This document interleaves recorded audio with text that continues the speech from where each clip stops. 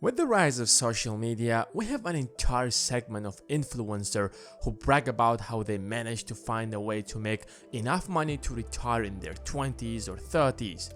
Now, all they do is post pictures of their mansions, Lamborghinis or private jets until someone exposes them that they have been renting out their mansion or that luxury car or the private jet. Yes, I'm talking about you, Dan. Definitely, there are some people who manage to make millions by building a tech startup while still being in college. But that's an exception, especially if you consider that 9 out of 10 startups fail. I'm not trying to discourage anyone, feel free to give it a try, but the question that I want to focus on in this video is, can your average guy retire early? Is it possible for someone who works 9 to 5 to retire within a span of 10 or 15 years? If you are in your 20s, can you retire by your 30s without starting a business or winning the lottery? The answer is yes. There is an entire movement on the internet called FIRE, Financial Independence Retire Early Movement. They claim that if you live frugally throughout your 20s and invest the vast majority of your income, you can retire by your 30s and never have to work again. Your investments will cover all of your bills. So you can finally quit your job and start your journey of traveling around the globe in 80 days. You might not be able to afford a private jet or live in a $50 million mansion, but nonetheless, you can maintain your normal standard of living without working another day in your life. In this video, we are going to find out how much money you need to save to retire by your 30s.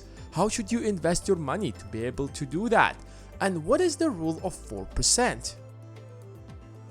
If you take a look at what exactly makes rich people rich is that you will find out that they all have the capital that keeps earning them money, even if they do nothing.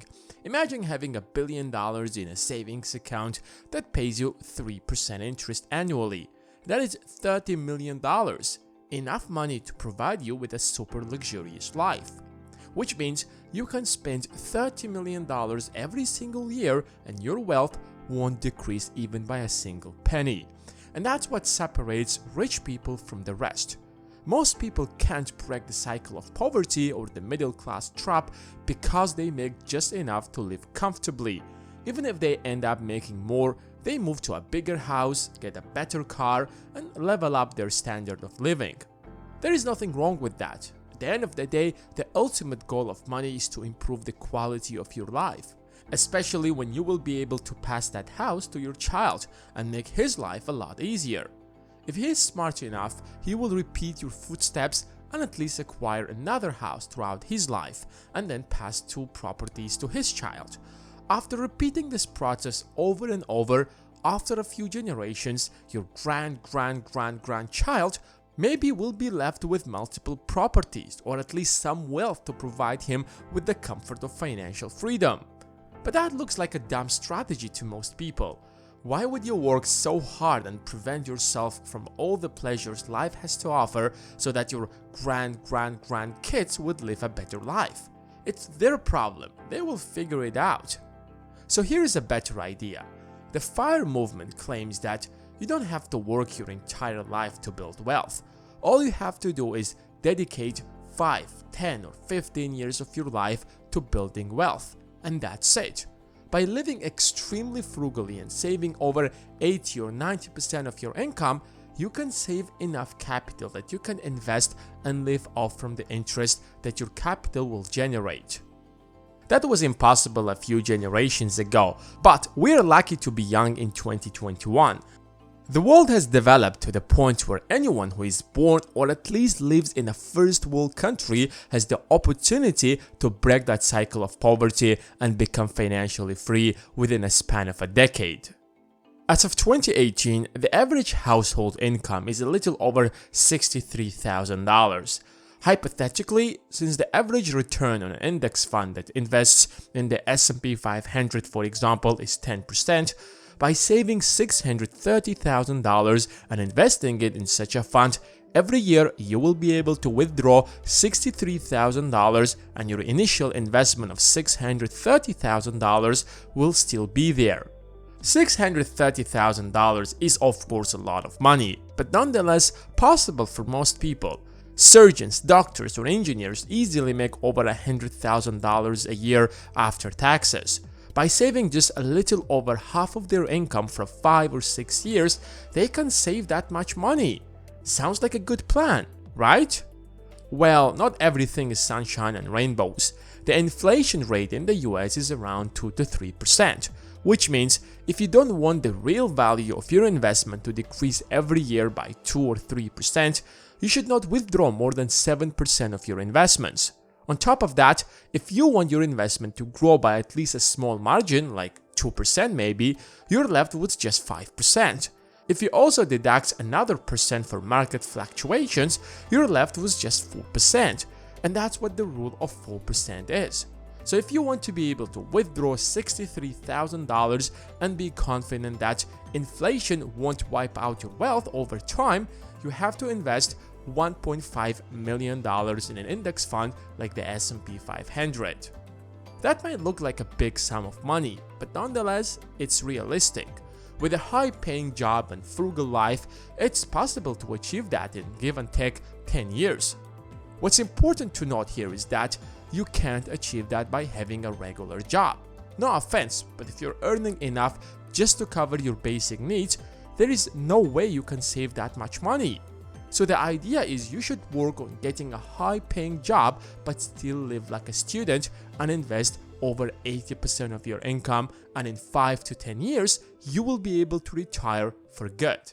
What's also important to note here is that what kind of retirement do you want?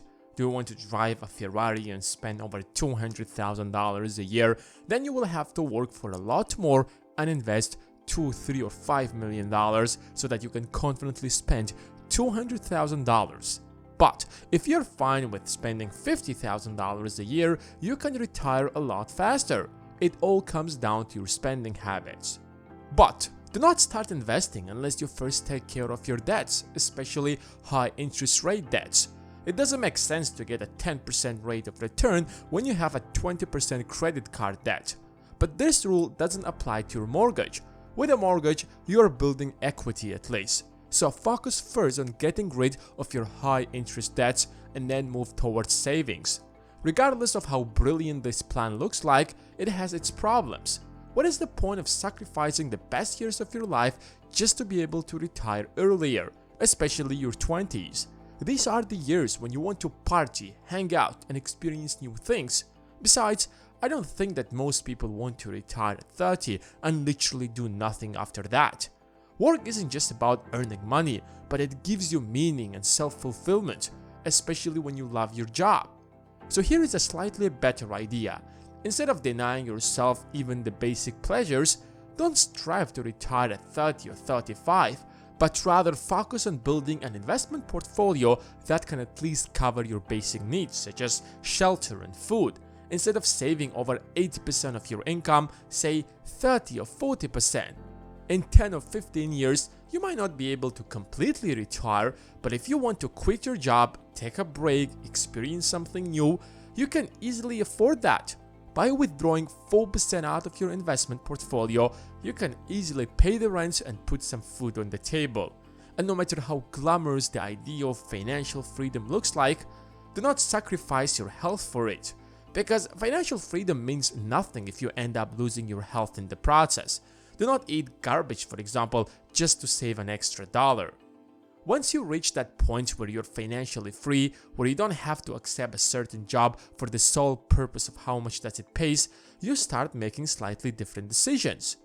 Now, since we are at the end of the video, pull out a notebook and a pen and answer these basic questions.